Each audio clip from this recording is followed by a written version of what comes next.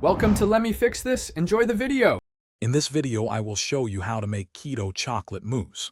We'll start by gathering just a few simple ingredients, like heavy cream, unsweetened cocoa powder, and your favorite keto-friendly sweetener. It's crucial that all your ingredients are well chilled to achieve that perfect, airy consistency. This delicious dessert is naturally low in carbs and completely sugar-free, making it an ideal treat for anyone following a ketogenic lifestyle. Let's get started. Next, we'll focus on creating that light and fluffy texture. Take your very cold, heavy cream and whip it until stiff peaks form. Be careful not to overwhip or it might turn grainy. In a separate bowl, whisk together your unsweetened cocoa powder, the keto sweetener of your choice, and a splash of vanilla extract.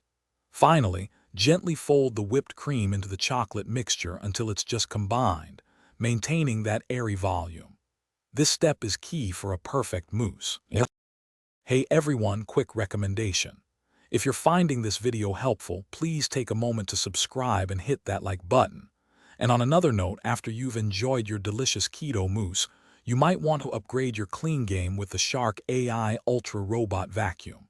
It's voice-controlled, self-emptying, and pet-friendly, perfect for keeping your kitchen spotless. Check the description for the link and other amazing deals. Now, let's get back to the video.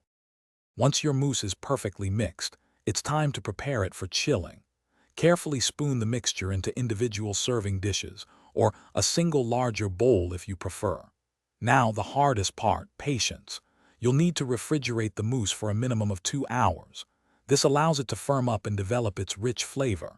When ready to serve, you can garnish it with some sugar-free chocolate shavings or a few fresh berries for an elegant touch. Enjoy your delicious creation. Thanks for watching. If you found this helpful, don't forget to like and subscribe.